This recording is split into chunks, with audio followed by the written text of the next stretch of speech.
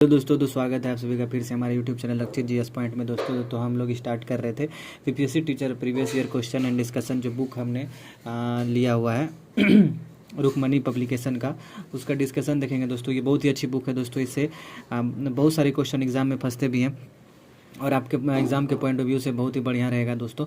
तो चलिए बिना किसी देरी के इसको स्टार्ट करते हैं दोस्तों। चलिए तो सबसे पहले हम लोग नेक्स्ट क्वेश्चन पे अब हम लोग आएंगे। कल पिछला वीडियो जो हमने डाला हुआ है 15 मिनट का, लगभग 15 मिनट का होगा, उसमें 4 क्वेश्चन का चौथा क्वेश्चन का पूरा डिस्कशन देख लिया है। ये देख सकते हैं आप लोग दोस्तों, ये सब आप देख सकते हैं कि यहाँ पे सारा हाईलाइट किया हुआ है। ये जो हाईलाइट किया हुआ है ये सब एग्जाम में पिछला बार पूछा गया था, ठीक है।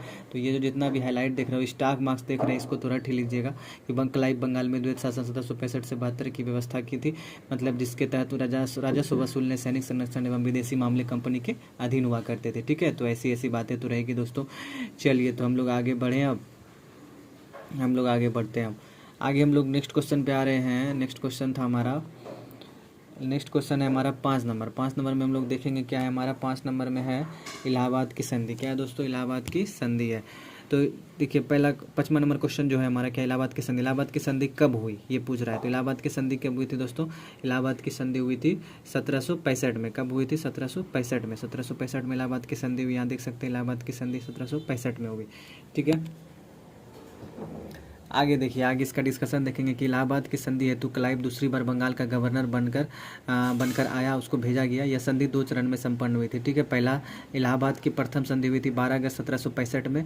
यह संधि जो हुई थी मुगल सम्राट शाह आलम द्वितीय तथा अंग्रेज गवर्नर क्लाइव के मध्य संपन्न हुआ था, ठीक है। कंपनी को मुगल सम्राट शाह आलम द्वितीय से अस्थायी रूप से बंगाल, बिहार एवं उड़ीसा की दीवानी प्राप्त हो गई थी, ठीक है।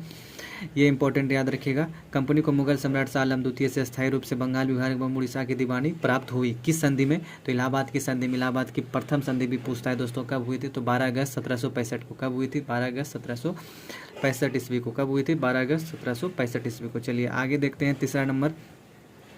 इसके बदले कंपनी ने मुगल सम्राट को 26 लाख रुपए की वार्षिक पेंशन देना स्वीकार किया। किसने?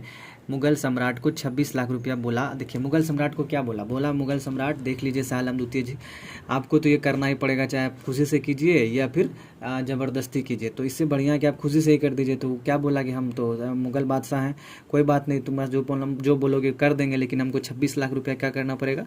पेंशन के रूप में हमको देना होगा, वार्षिक पेंशन देना स्वीकार किया। तो अंग्रेज बोला ठीक है। तो कंपनी ने मुगल सम्राट को 26 लाख रुपये वार्षिक पेंशन देना स्वीकार कर लिया, ठीक है दोस्तों। तो हम लोग चौथा चीज़ देखेंगे। चौथा देखिए क्या है। चौथा नंबर में था कि कंपनी ने अवध के नवाब से करा और मानिकपुर का क्षेत्र लेकर मुगल सम्राट शाह आलम द्वितीय को सौंप दिया, ठीक है। सबसे पहले ये समझिए क्या हुआ। कंपनी ने अवध के नवाब से, ठीक है, कड़ा और मानिकपुर का क्षेत्र लेकर मुगल सम्राट शाह आलम द्वितीय को क्या कर दिया? सौंप दिया दोस्तों। सौंप दिया का मतलब क्या हुआ कि देखिए नवाब से जो क्या बोलते हैं, शाह आलम द्वितीय से जो बिहार और उड़ीसा की दीवानी प्राप्त की, तो उसके बदले में कंपनी भी तो कुछ देगा। तो कंपनी सबसे पहले 26 लाख रुपये वार्षिक पेंशन देना स्वीकार करता है कि हर साल आपको मिल जाएगा, आपके बिना बोले पहुंच जाएगा आपके घर पे, आपके दिल्ली में, ठीक है। और फिर उसके बाद बोला कि ठीक है, अवध का नवाब से कड़ा और मणिकपुर का क्षेत्र छीन कर, उससे लेकर, ठीक है, मुगल सम्राट शाह आलम द्वितीय को सौंप दिया। ये थी इलाहाबाद की प्रथम संधि 12 अगस्त 1765 की, ये सारी बातें। अब आएंगे हम लोग द्वितीय पे, ठीक है। द्वितीय में देखिए क्या था दोस्तों। द्वितीय में है कि इलाहाबाद की द्वितीय संधि 16 अगस्त 1765 को होता है। कब होता है? 16 अगस्त 1765 को। यह संधि जो है क्लाइव एवं अवध के नवाब सुजाउद्दौला के मध्य संपन्न हुआ। किसके किसके बीच संपन्न हुआ? सुजाउद्दौला कौन था? वो अवध का नवाब था सुजाउद्दौला, और क्लाइव जो कि था गवर्नर बन गया था, ठीक है। और देखिए कारा और मणिपुर को छोड़कर अवध का शेष क्षेत्र नवाब को वापस कर दिया गया, ठीक है। तीसरा देखते हैं कि नवाब द्वारा कंपनी को 50 लाख रुपए दिए जाने की बात स्वीकार की। देखिए युद्ध में जितना घाटा हुआ, नुकसान हुआ, उसका भरपाई किससे किया? अवध का नवाब सुजाउद्दौला से, ठीक है। तो 2 चीज़ ध्यान रखना है। पहला ध्यान रखना है कि 2 संधि हुई थी। 2 संधि हुई इलाहाबाद की। पहला 12 अगस्त को, ठीक है, पहला 12 अगस्त को हुआ। दूसरा कब हुआ था?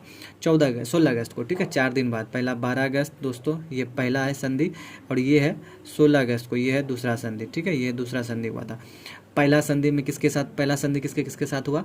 क्लाइव के साथ, कंपनी के साथ, और शाह आलम द्वितीय के साथ। पहले दिल्ली सल्तनत के राजा शाह आलम द्वितीय थे, उससे किया।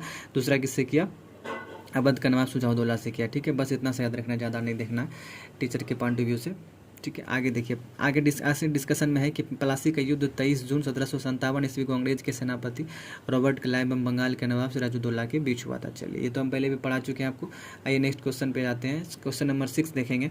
वह सिख गुरु कौन थे जिन्होंने औरंगजेब के शासनकाल में वो सिख गुरु कौन था जिन्हें औरंगजेब के शासनकाल में मौत के घाट उतारा गया। ठीक है, वो कौन थे दोस्तों? तो वो थे हमारे शासनकाल में जिसको उतारा गया वो कौन थे? तेग बहादुर सिंह थे। 9वें गुरु तेग बहादुर थे। इसीलिए यहाँ पे देखिए हर राय, हर कृष्ण, गोविंद सिंह है, इसमें से कोई नहीं होगा, उपयुक्त में से कोई नहीं ऑप्शन हम लोग टिक करेंगे। अब हम लोग देखेंगे डिस्कशन को।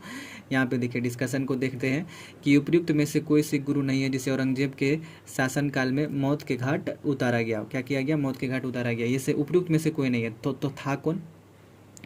औरंगजेब के शासनकाल में सिख के 9वें गुरु तेग बहादुर को मृत्युदंड दिया गया। किसको दिया गया था? गुरु तेग बहादुर को मृत्युदंड दिया गया। गुरु तेग बहादुर को मृत्युदंड 1675 में दिया गया। कब दिया गया? 1675 में, जब औरंगजेब गद्दी पर बैठ गया तब।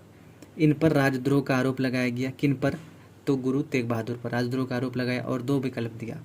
पहला बोला कि इस्लाम धर्म स्वीकार करे, नहीं तो दूसरा विकल्प यह था कि मृत्युदंड को स्वीकार कर ले। देखिए यहाँ, इस्लाम धर्म स्वीकार करे या तो मृत्युदंड स्वीकार करे। गुरु तेग बहादुर ने अपना बहादुरी का परिचय दिया और उन्होंने कहा हम इस्लाम धर्म को स्वीकार नहीं करेंगे, हमें मृत्युदंड स्वीकार है। तो उनका क्या किया गया? सिर काट दिया गया। और ठीक है, और लेकिन उन्होंने सम्मान स्वीकार, लेकिन उन सम्मान नहीं, मतलब अगर हम अपना सिर दे सकते हैं लेकिन हम अपना सम्मान नहीं देंगे, ये गुरु तेग बहादुर जी ने कहा था। ठीक है, आगे देखिए। इन पर राजकुमार अकबर को विद्रोह में सहयोग करने का आरोप लगाया गया था। इन पर जो आरोप लगाया था ये इंपॉर्टेंट देना है।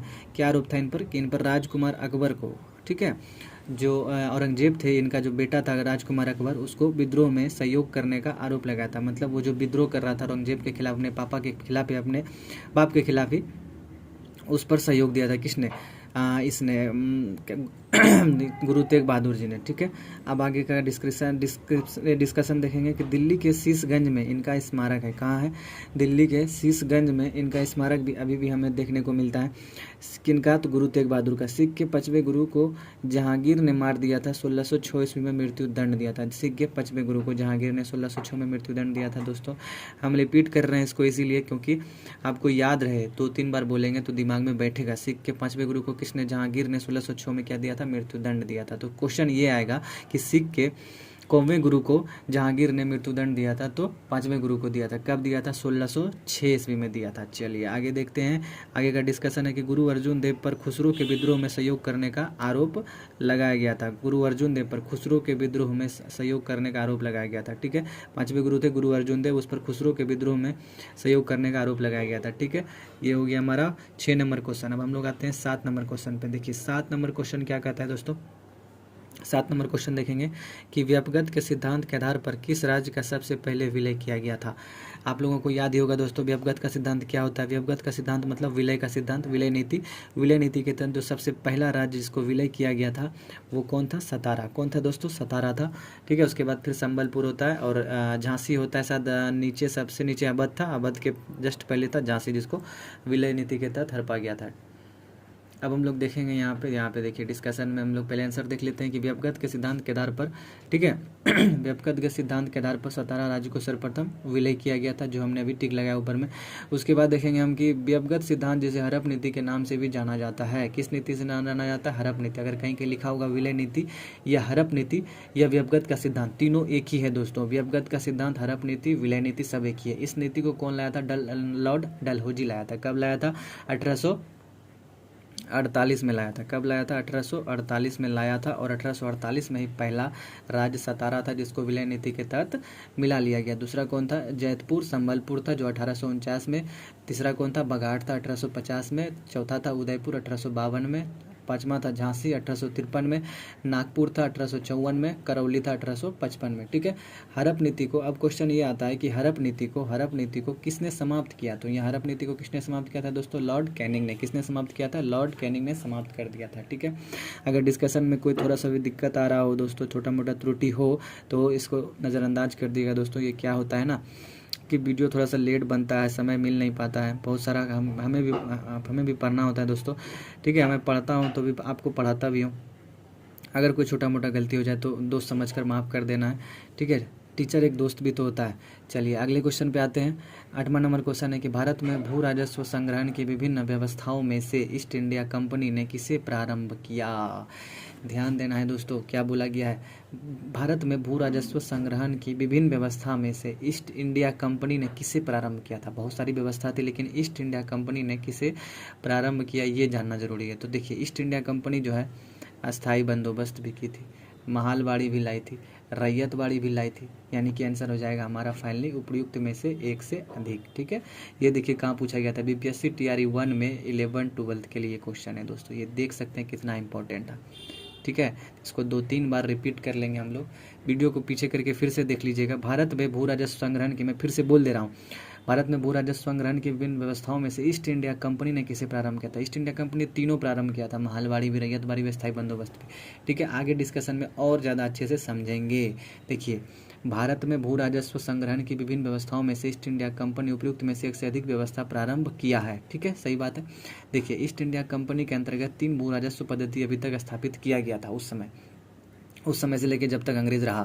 पहला रैयतवाड़ी, दूसरा महालवाड़ी, तीसरा अस्थाई बंदोबस्त। अब देखिए रैयतवाड़ी प्रणाली जो थी, ये देखिए इसको याद रखना है, रैयतवाड़ी प्रणाली सर्वप्रथम प्रयोगात्मक रूप से 1792 ईस्वी में 12 महल क्षेत्र में अलेक्जेंडर रीड ने लागू किया था। किसने किया था रैयतवाड़ी प्रथा को? अलेक्जेंडर रीड ने प्रयोगात्मक रूप से लागू किया था। लेकिन रैयतवाड़ी प्रणाली का जनक और लागू करने वाला टॉमस मुनरो है। ठीक है, देखिए होता क्या है, सबसे पहले रीड लाया, फिर उसके बाद कुछ दिन बाद बंद कर दिया उसको, लेकिन पूरा उसके बाद कुछ दिन बाद, कुछ सालों बाद फिर से मुनरो लाया, टॉमस मुनरो लाया रैयतवाड़ी प्रणाली को और लगातार जारी रखा। ठीक है, उस पर एक प्रयोग किया रीड थोड़ा दिन के लिए, लेकिन अच्छे मतलब सही रूप से चालू रखने के लिए कौन किया? टॉमस मुनरो किया। इसीलिए इसको रैयतवाड़ी प्रणाली का जनक भी कहा जाता है इनको, और लागू करने वाला भी टॉमस मुनरो थे। क्वेश्चन 2 आएगा दोस्तों कि रैयतवाड़ी प्रथा को देखिए लागू कौन किया? लागू किया था, प्रयोगात्मक रूप से लागू किया था रीड, लेकिन जनक हो जाएगा टॉमस मुनरो, और पूरे सुचारू रूप से लागू कौन कर दिया? तो टॉमस मुनरो ही किया था। ठीक है, ये प्रयोग करके छोड़ दिए थे। आगे देखते हैं कि हम लोग आगे देखेंगे एक सेकेंड। हाँ देखिए आगे हम लोग ध्यान देंगे, आगे है टॉमस मुनरो ने 1820 में, ये 1792 में एक बार प्रयोग हो गया, फिर 1820 में मद्रास प्रेसिडेंसी में लागू किया। ठीक है, 1885 ईस्वी में देखते हैं कि बॉम्बे प्रेसिडेंसी में एल्फिंस्टन ने रैयतवाड़ी व्यवस्था लागू किया। बॉम्बे प्रेसिडेंसी में यही व्यवस्था, रैयतवाड़ी प्रणाली को लागू किया। किसने लागू किया? तो रैयतवाड़ी मद्रास प्रेसिडेंसी में 1825 में, बॉम्बे प्रेसिडेंसी में एल्फिंस्टन ने रैयतवाड़ी व्यवस्था लागू किया। ठीक है, आगे देखते हैं, इसको समझ के बॉम्बे प्रेसिडेंसी में किसने किया? एल्फिंस्टन ने किया, और साउथ के तरफ यानी दक्षिण भारत में किन्होंने किया? टॉमस मुनरो ने किया। मद्रास वाले क्षेत्र में, तमिलनाडु वाले क्षेत्र में किसने किया था? टॉमस मुनरो ने किया था। देखते हैं आगे नेक्स्ट डिस्कशन को देखेंगे। महालवाड़ी व्यवस्था के जनक हॉल्ट मैकेंजी है। देखिए अभी हम लोग रैयतवाड़ी व्यवस्था पढ़े, अब महालवाड़ी व्यवस्था जो थी कि उत्तर भारत में थी, मुख्य रूप से तो उत्तर भारत में ही थी। ठीक है, उत्तर भारत में हमारा बंगाल आ गया, हमारा बिहार आ गया वो, और हमारा ये उत्तर प्रदेश का कुछ कुछ क्षेत्र आ गया, मध्य प्रदेश का भी कुछ कुछ क्षेत्र आ गया। ये महालवाड़ी व्यवस्था थी जिसके जनक कौन थे? हॉल्ट मैकेंजी थे। कौन थे जनक? हॉल्ट मैकेंजी थे। महालवाड़ी व्यवस्था के जनक कौन थे? तो हॉल्ट मैकेंजी थे। याद रखेंगे हम लोग कौन थे? हॉल्ट मैकेंजी थे। कौन थे? महालवाड़ी व्यवस्था के जनक कौन थे? तो हॉल्ट मैकेंजी थे। दोस्तों याद रखना होगा आपको। अस्थायी बंदोबस्त के जनक कौन थे? तो जॉन सॉर थे। अस्थायी बंदोबस्त के जनक कौन थे? तो जॉन सॉर थे। अस्थायी बंदोबस्त को जॉन सॉर थे, लेकिन जनक तो थे जॉन सॉर, बट देखिए 2 चीज़ है यहाँ पे इंपॉर्टेंट है। पहला, अस्थायी बंदोबस्त के जनक तो जॉन सॉर थे, लेकिन अस्थायी बंदोबस्त को 23 मार्च 1793 ईस्वी में लॉर्ड कॉर्नवालिस ने क्या किया था? लागू किया था। कब किया था? 23 मार्च 1793 ईस्वी में लॉर्ड कॉर्नवालिस ने लागू किया था दोस्तों। ठीक है, याद रखिएगा इसको। चलिए नेक्स्ट क्वेश्चन पे आते हैं कि भारतीय कृषि के व्यवसायीकरण ने ब्रिटिश पूंजीपति वर्ग को ही लाभान्वित किया। ठीक है, लेकिन भारतीय कृषक वर्ग को नहीं। यह किसने लिखी? सबसे पहले क्वेश्चन को समझेंगे। भारतीय कृषि के व्यवसायीकरण ने ब्रिटिश पूंजीपति वर्ग को ही लाभान्वित किया, यानी कि जो ब्रिटिश पूंजीपति वर्ग थे वो ही लाभान्वित हो सके कृषि के व्यवसायीकरण से। ठीक है, लेकिन भारतीय कृषक वर्ग को नहीं हुआ। कारण क्या था? देखिए वो लोग करते क्या थे मेन रूप से सबसे पहले इसको समझ लीजिए, ये किसने लिखी? तो रजनी पाम दत्त ने ये बात लिखी अपनी किताबों में। आप ठीक है, अपने लेखनी में लिखा। तो रजनी देखिए, भारतीय कृषि के व्यवसायीकरण ने ब्रिटिश पूंजीपति वर्ग को लाभान्वित किया, लेकिन भारतीय कृषक वर्ग को नहीं। या रजनी पाम दत्त लिखी। रजनी पाम दत्त कौन थी? आधुनिक भारत के समाजवादी विचारधारा के आर्थिक लेखक थे। ठीक है, देखिए हुआ क्या था मेन कि कृषि का जब व्यवसायीकरण हुआ ना, तो जो भी नियम बनते थे वो ब्रिटिश पंजीपति के लिए ही बनते थे, उनके अच्छाई के लिए, और भारतीय कृषक वर्ग को इससे फ़ायदा नहीं होने लगा। कारण क्या था कि जो भी था मतलब यहाँ से सस्ता माल ले जा करके, ठीक है, ब्रिटेन में बेचते थे, वहाँ से बना हुआ माल यहाँ लाके महंगा बेचते थे, ठीक है। यानी कि इस तरह से वहाँ भारतीय कृषक वर्ग को होने लगा, हानि होने लगा। यहाँ से आप महंगा खरीद के ले जाएंगे तब ना, यहाँ से पूरा सस्ता ले जाते थे, ठीक है, और वहाँ से बना करके यानी कि कच्चा माल यहाँ से ले जाएंगे, वहाँ से पक्का माल तैयार करके फिर वही माल को बाजार में बेचते थे। यानी कि यहाँ से ले जाएंगे सस्ता में, वहाँ से बना के माल बेचेंगे महंगा में। सोचिए, इधर से भी प्रॉफिट कमा रहे हैं और उधर से भी आके यहाँ फिर प्रॉफिट कमा रहे हैं। तो इस तरह से भारतीय कृषक वर्ग को तो फायदा नहीं हुआ, लेकिन ब्रिटिश पूंजीपति वर्ग, यही पूंजीपति लोग ये सब काम करते थे ना, तो इस सबको फायदा बहुत हुआ, लेकिन भारतीय कृषक को फायदा नहीं हुआ और दिन प्रतिदिन और गरीब होते गया, हरास होते गया, ठीक है। तो ये किताब में लिखा था, ये किताब किसने लिखा था? रजनी पामदत्त ने। उसमें ही एक लाइन है कि भारतीय कृषि के व्यवसायीकरण ने ब्रिटिश पूंजीपति वर्ग को ही लाभान्वित किया, लेकिन भारतीय कृषक वर्ग को नहीं किया, ठीक है। अब देखिए, रजनी पामदत्त आधुनिक भारत के समाजवादी विचारधारा के आर्थिक लेखक थे। कौन थे? आर्थिक लेखक थे। रजनी पामदत्त आधुनिक भारत के समाजवादी विचारधारा के कौन थे? आर्थिक लेखक थे। चलिए आगे देखेंगे हम लोग, आगे इसी का और भी डिस्कशन है। ईस्ट इंडिया कंपनी ने 1835 के बाद कृषि का वाणिज्यीकरण व्यवसायीकरण कर दिया था। इसको भी ध्यान रखेंगे, कब हुआ था कृषि का वाणिज्यीकरण या व्यवसायीकरण? 1835 के बाद कृषि का वाणिज्यीकरण होना स्टार्ट हो गया था, ठीक है दोस्तों। कृषि के व्यवसायीकरण ने भारत में खाद्य पदार्थों की भारी कमी हो गई। कृषि के व्यवसायीकरण से क्या हुआ दोस्तों? भारत में खाद्य पदार्थों की भारी कमी हो गई। इस कारण अनाज के भाव में बार बार अकाल भी आते थे, ठीक है। कृषि के व्यवसायीकरण का लाभ भी पूंजीपति वर्ग ने उठाया। अमीर किसान को कुछ लाभ मिला, लेकिन खेतीहर किसान, जो छोटे किसान है, सीमांत किसान है, छोटे किसान की स्थिति बहुत खराब हो गई। वह श्रमिक वर्ग में शामिल हो गया। किसमें हो गया? श्रमिक, मतलब सिर्फ खटने वाला मजदूर वर्ग श्रमिक वर्ग होता है दोस्तों। तो वो किस में शामिल हो गया? इसको ध्यान देंगे। सबसे पहले, कृषि के व्यवसायीकरण का लाभ तो पूंजीपति वर्ग ने उठाया, अमीर किसान को कुछ लाभ मिला, लेकिन खेतिहर किसान, सीमांत किसान और छोटे किसान की स्थिति बहुत खराब हो गई। वह श्रमिक वर्ग में शामिल हो गया। किस में शामिल हो गया? श्रमिक वर्ग में शामिल हो गया, ठीक है। लास्ट क्वेश्चन और देख लेते हैं, एक और क्वेश्चन देख लेते हैं दोस्तों। देखिए क्वेश्चन नंबर 10 को ध्यान दीजिए। ब्रिटेन के औद्योगिक वर्ग की बढ़ती हुई शक्ति ही भारतीय हस्तकारी के निर्यात के पतन के लिए जिम्मेदार थी। यह किसने लिखा? सबसे पहले क्वेश्चन को समझना है। ब्रिटेन के औद्योगिक वर्ग की बढ़ती हुई शक्ति ही भारतीय हस्तकारी के निर्यात के लिए पतन के लिए जिम्मेदार थी। यह किसने लिखा? मैंने आपको पहले भी बताया दोस्तों। देखिए हुआ क्या था, हस्तकारिता जो है वो धीरे धीरे विलुप्त होते गई, क्योंकि ब्रिटेन में औद्योगिक वर्ग की बढ़ती हुई शक्ति, यानी कि ब्रिटेन में औद्योगिकरण का शुरुआत हो गया। वहाँ बड़ा बड़ा मशीन खोलने लगा। भारत में अभी भी ये लोग हस्तकारी हाथ से कर रहा था, तो वहाँ का सामान ज़्यादा बिकने लगा, डिमांड होने लगा, अच्छी क्वालिटी का बनने लगा, और यहाँ का सामान नहीं बनने लगा, ठीक है। जिसके कारण क्या हो गया कि भारतीय हस्तकारी के निर्यात का पतन मतलब निर्यात होने लगा, ठीक है। भारतीय हस्तकारी का धीरे धीरे क्या होने लगा? निर्यात होने लगा। ये कथन किसका है? तो AR देसाई का है, ठीक है दोस्तों।